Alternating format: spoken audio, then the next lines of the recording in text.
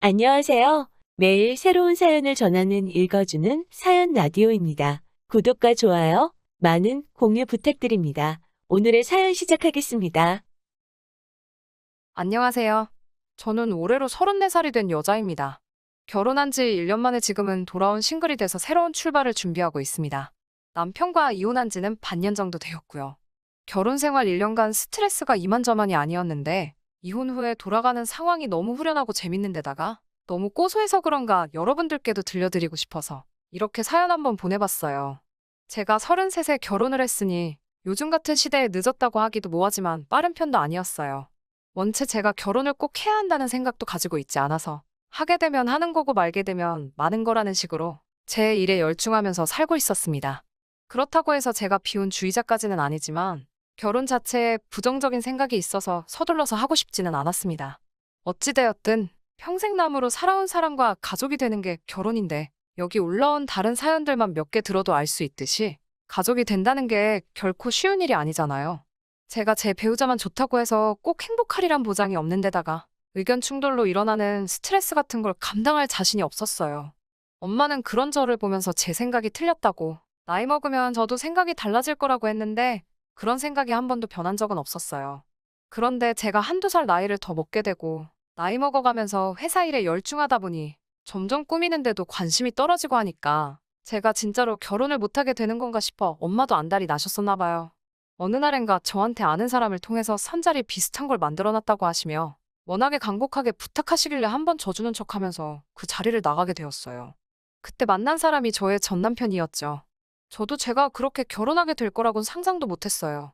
결국 안 좋게 끝난 제 결혼에 엄마는 그때 자기가 서두르지 않았으면 적어도 저한테 이혼한 여자라는 딱지가 붙지 않았을 테니 매번 제게 미안하다고 사과를 하시지만 저는 그렇게 크게 신경 쓰지 않습니다.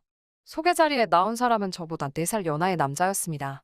소개 자리에 나가서야 그 사실을 알게 되었고 저보다 어린 남자라고 제가 부족하다거나 한 것도 아닌데다가 그때도 등 떠밀려 나온 자리다 보니 잘 해보려는 의지가 없어서 그냥 그 자리가 끝나면 정중하게 거절할 요량으로 나갔었어요.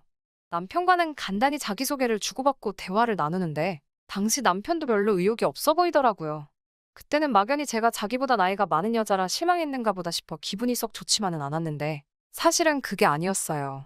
어쩌다가 그런 대화가 오고 간지는 모르겠는데 그냥 식사가 끝나고 원래 계획했던 대로 남편에게 제가 먼저 말을 걸었어요. 저는 사실 별 생각 없이 나온 자리고 처음부터 거절할 생각으로 나왔다는 이야기를 꺼냈는데 남편도 저와 같은 생각이더라고요. 사실 자기도 결혼 생각은 딱히 없는 사람이고 남편의 부모님이 통사정을 하는 바람에 등 떠밀려 나온 자리라고 말을 하더라고요. 홀어머니의 외동이라서 자꾸 자기의 결혼을 서두르신다며 부담스럽다는 이야기를 꺼내면서 자기는 결혼을 서두르고 싶지 않다는 의사를 확실하게 밝혀왔어요.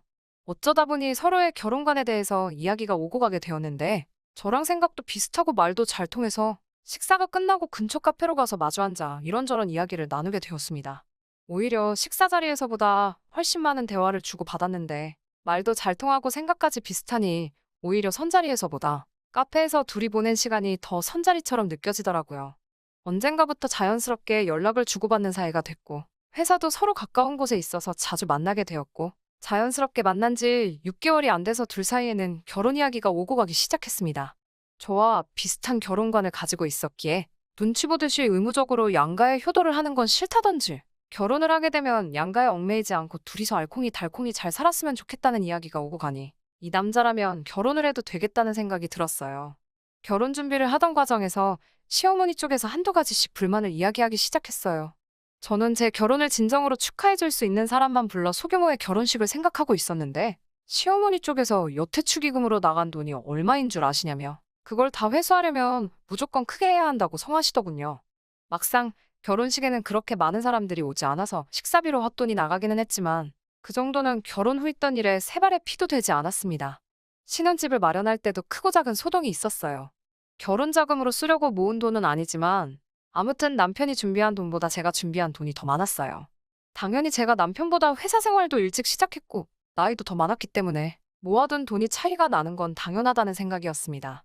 어차피 가족이 될 건데 누가 더 내고 누가 덜 내고 그게 뭐가 중요한가 싶었습니다. 남편이 가진 돈은 4,500 정도였고 나머지는 제가 모은 돈과 대출을 섞어서 준비하게 되었어요. 회사가 서로 가까운지라 경기도권이기는 하지만 회사가 있는 곳까지 대중교통이 잘 되어 있는 아파트를 전세로 들어가기로 했습니다. 비교적 신축인데다가 전세금 2억 정도로 들어갈 수 있는 곳 중에서는 주변 인프라도 잘 되어 있고 해서 내린 결정이었죠. 막상 대출을 받으려니 이자 내는 게 아쉬워 남편 쪽에서 좀 더 지원을 받았으면 했지만 남편은 지금 신세지면 괜히 나중에 손 벌릴 수도 있고 그렇게 되면 그때 가서 할 말이 없으니 이 부분은 우리가 감내하는 게 어떻겠냐 하더라고요.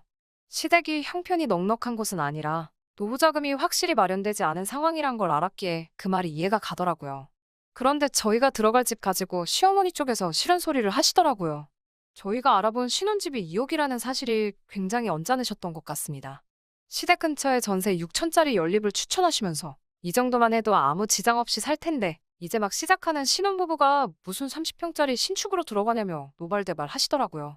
예단을 생략한 이유가 이런 사치를 부리려고 그런 거냐며 성하셨습니다.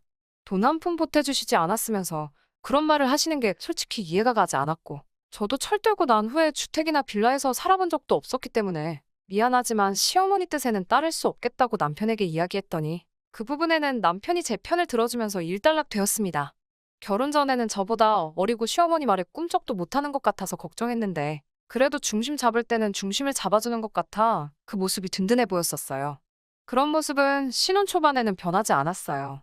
한동안은 아침에 출근 준비를 하느라 바쁜 와중에 매번 시어머니한테 전화가 왔습니다. 우리 아들 아침밥은 챙겨줬느냐? 소화를 잘 못하니 누룽지 같은 걸 끓여주면 잘 먹는다. 계란 후라이라도 하나 해주거라. 이런 식으로 매일 아침마다 전화를 하셨어요.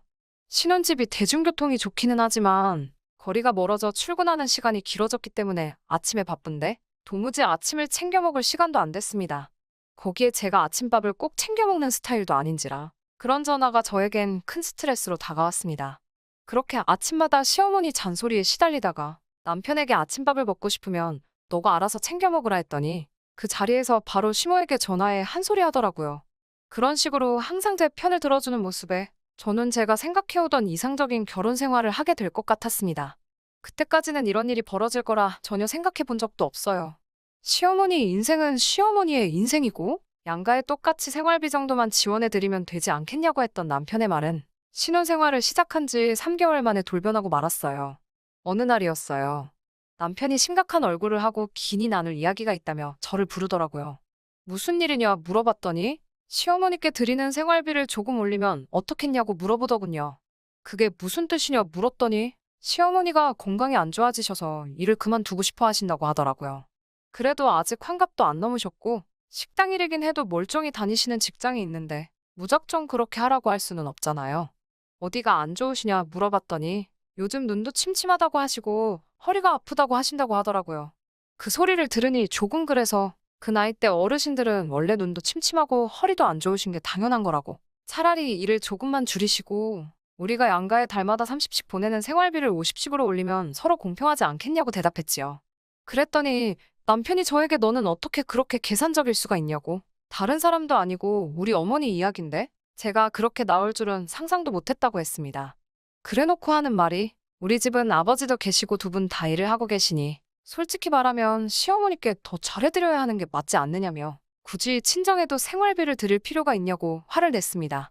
공평하고 말고를 떠나서 저는 이런 식의 의견 충돌이 제가 결혼을 가장 하기 싫었던 이유 중 하나였기 때문에 딱 잘라 그렇게는 해줄 수 없고 이 이야기는 두 번 다시 하지 않겠다고 말하며 제 고집을 꺾지 않았습니다. 제 말을 이해했는지 남편은 그 뒤로 따로 시어머니 생활비 문제로 더 이상 말을 꺼내지 않길래 그냥 이렇게 넘어가는가 보다 싶었어요. 그렇게 한두 달쯤 지났나 봅니다. 남편이 할 이야기가 있다며 퇴근 후에 어디로 오라고 주소를 하나 찍어주더라고요. 위치가 시댁 근처였어서 조금 쎄한 느낌을 받았는데 역시나 그 자리에는 남편과 시어머니가 미리 만나서 저를 기다리고 있었습니다. 무슨 일이냐 물으며 자리에 앉는데 남편은 대뜸 저에게 시어머니 봉양 문제에 대해서 말을 꺼내더라고요. 생활비 정도의 할도리만 한다면 부모 자식의 삶은 각자 따로 사는 삶 아니겠냐며 그동안 제게 해왔던 말들이 무색하게 남편은 이제 어머니가 노쇠하시고 힘에 부처하시니 제가 회사를 그만두고 시어머니를 제가 모시는 게 좋겠다는 이야기를 꺼내더군요. 무슨 소리를 하는가 어이가 없어서 아무 대답도 안 하고 있는데 시어머니가 나서서 하는 말은 더 가관이었습니다. 너네가 신축 아파트 생활도 1년이나 했으면 충분히 한 거라고. 허용과 사치는 그만 부리고 이제 지금 살고 있는 그 아파트 전세를 빼서 아예 시댁으로 들어와서 살라고 하더군요. 그러면서 나이가 34시면 이미 노산이라면서 하루라도 빨리 아이를 가져야 하지 않겠냐는 말까지 꺼냈습니다. 전세금을 전부 빼면 제가 5년 정도 일해서 벌돈이 수중에 생기는 거고, 그러면 당장 일을 안 해도 되는 것 아니겠냐고 저를 설득하려 하시더군요. 집도 작아지니 둘이서 하면 집안일도 금방 끝날 것이고, 같이 살다가 아이가 생기면 번갈아 가면서 아이를 보면 되니 저한테도 좋은 조건이 아니냐고 했어요. 아직 아이를 가질 생각도 없다는 사실을 말씀드리니 자기가 애를 봐주겠다는데 그게 무슨 말도 안 되는 소리냐고 대본에 대답하시더군요. 아이를 봐주면 제가 시모에게 달마다 200만 원은 줘야 하는데 집안일을 같이 하는 대신 공짜로 봐주는 거라며 저보고 그렇게 계산적인 애가 이런 계산은 왜 이렇게 하질 못하냐고 궁시렁대시더라고요. 그래도 남편의 어머니이니 최대한 정중하게 거절을 하려고 했는데 듣다 듣다 하니까 머릿속에서 뚝 하고 이성의 끈이 끊어지는 소리가 들리는 것 같았어요. 곧바로 시어머니에게 한마디 했죠. 그러면 어머님께서 말씀하신 대로 하겠다고 신혼집 전세도 빼고 아이도 최대한 빨리 만들겠다고요. 단, 저는 회사도 그만두지 않을 거고 시댁으로 들어갈 생각은 추호도 없다고 말했습니다. 남편이 제 말에 반박을 하면서 그러면 애는 누가 보고 그 비용은 어떻게 감당할 거냐며 어머니가 시키는 대로 하자고 말을 했어요. 저는 남편에게 넌 조용히 있어 하며 손에 들고 있던 물컵을 들어 남편 얼굴에 끼얹어버리고 시어머니 보는 앞에서 따박따박 제가 하고 싶은 말을 했습니다. 전세를 빼면 신혼집에 각자 들인 돈만큼 정확하게 나눠 따로 통장 관리를 할 거고 시댁으로 들어가는 게 아니라 친정으로 들어가는 게 맞다고 말했어요. 친정이 우리 두 사람 회사에서도 더 가깝고 집도 훨씬 더 크고 빈방도 많으니까요. 그리고 아이는 친정엄마가 돌보실 테고 저는 회사를 계속 다닐 수 있으니 그게 더 이득이 아니겠냐고. 그리고 그렇게 되면 친정의 생활비까지 포함해서 한 달에 300씩 드릴 거라고 했죠. 시어머니는 얼굴에 물을 맞고 상황 파악을 못하는 남편은 신경도 쓰지 않고 제 말이 끝나자마자 지금 우리 아들을 데릴 사위를 만들려고 하는 거냐며 발악을 하시더군요. 저는 할 이야기 다 끝났으니 그게 싫으면 그냥 이혼할게요. 하고 자리에서 일어났습니다. 나가기 전에 목이 타서 물 한 컵을 더 따라 마시고 나왔는데 제가 컵을 손에 쥐는 순간 시어머니가 그 모습을 보고 움찔하시더라고요. 아마 제가 시어머니한테도 물 한 컵 끼얹으려고 했나 싶으셨나 봐요. 그날 저녁 저보다 늦게 돌아온 남편은 앞뒤 다 자르고 사과 한마디 없이 제 앞에서 화를 내더군요. 어떻게 사람 많은 곳에서 그런 망신을 주냐며 그리고 어떻게 자기 어머니한테 그럴 수 있냐면서요. 입장 바꿔 장모님이 같은 상황이라면 자기는 그렇게 했을 거라고 말도 안 되는 소리를 하더군요. 남편에게는 그렇게 엄마가 좋으면 너 혼자 나가서 너네 엄마랑 살라고 소리치고 남편을 집 밖으로 내쫓았습니다. 남편은 끝까지 시어머니 봉양하기를 포기하지 않았고 그렇게 서로의 의견을 조율하지 못한 채 한 달 뒤에 저희는 합의하에 이혼을 하게 되었습니다. 결혼할 때 들었던 비용은 전세금을 빼서 처음에 들어간 돈 그대로 똑같이 나누었어요. 저는 다시 친정으로 들어가게 되었고 그 뒤로는 시댁이나 남편과는 따로 연락을 한 적이 없습니다. 하지만 이렇게 모든 일이 끝이 났다면 제가 이 사연을 보낸 이유가 없겠죠? 우연히 얼마 전에 남편을 만날 일이 생겼는데 그때 알게 된 사실이 너무 재밌어서 말이죠. 그리고 오늘 제가 이 사연을 보낸 이유이기도 합니다. 평소에 잘 안 차고 다니던 손목시계가 있었는데 아무리 찾아봐도 없더라고요. 잘 생각해보니 신혼집에서 정리할 때 남편의 귀중품을 담아놓은 상자에 넣어놓았던 기억이 퍼뜩 들더라고요. 그냥 잃어버린 셈 칠까도 싶었지만 그러기는 또 싫었습니다. 전 남편에게 단돈 1원도 더 주고 싶지가 않았으니까요. 그날 야근하면서 한참을 고민하다가 퇴근길에 시댁에 들리겠다고 남편에게 연락을 했어요. 지금 그쪽으로 가고 있는 길이니 제 시계를 받아가야겠다고요. 그런데 남편은 시댁이 아닌 처음 보는 주소를 저에게 불러주더라고요. 그 위치는 남편의 회사가 있는 데서 15분 거리도 안 되는 곳이었습니다. 역에서 내려 시장 쪽 골목으로 들어가니 원룸 빌딩이 질비한 곳이 나오더라고요. 한참을 헤매다가 남편에게 전화를 걸었습니다. 남편은 그 수많은 원룸 빌딩 중 한 곳에서 추레한 차림으로 나오더군요. 머리도 기름져서 며칠은 안 감은 듯하고 수염도 듬성듬성 나 있는 게 행색이 아주 보잘것없어 보였습니다. 시계를 받고 가려는데 잠깐 시간 좀 되냐고 하는 말에 이야기를 나눴어요.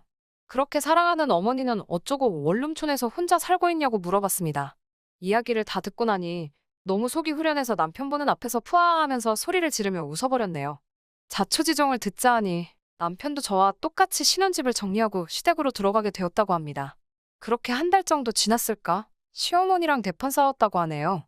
이제 장가 다 보내놓고 손주 돌보며 며느리 수발받으며 살 줄 알았는데 다 늦어서 다시 아들내미 수발들게 생겼다고 이제는 더는 못하겠다고 하시면서 자기 집에서 밥도 주고 빨래도 해주고 잠도 재워주니 월급의 반을 내놓으라는 둥 싫은 소리와 잔소리를 엄청 하더래요.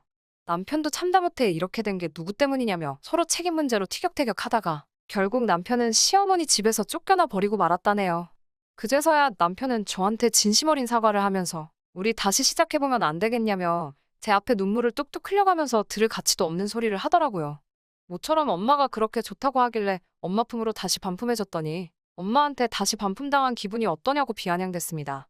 시계를 돌려받은 뒤에 이제 두 번 다시는 연락할 일 없으니 너네 엄마랑 알콩달콩 둘이서 재밌게 잘 살라고 말하고 뒤도 안 돌아보고 그 자리를 박차고 나왔습니다. 오는 내내 속이 너무 후련해서 그냥 걷고만 있는데도 웃음이 나더라고요. 아무튼 제 이야기는 여기서 끝입니다. 사람이 겉과 속이 다를 수는 있지만 지키기로 한 약속을 어기는 건 안 된다고 생각해요. 이 사연을 들으시는 분들 중에 아직 결혼을 안 하셨거나 아니면 자식이 결혼을 앞두고 계신 분들에게 제 경험을 토대로 조언 하나 해드리고 싶은 게 있습니다. 아무리 좋아도 남의 집 자식이고 사람은 언제 바뀔지 모르는 거니 결혼 후 1년 정도는 혼인신고를 하지 않는 게 어떨까요? 그러지 못한 저는 이따금씩 후회가 드는 부분이기도 하거든요. 긴 이야기였는데 끝까지 제 이야기 들어주신 분들에게도 너무 감사드립니다. 제 이야기 듣고 다들 힘찬 하루 보내시고요. 긴 이야기 들어주셔서 감사합니다. 오늘의 사연은 여기까지입니다. 구독과 좋아요, 알람 설정해주시면 앞으로 더 좋은 사연으로 찾아오겠습니다. 감사합니다.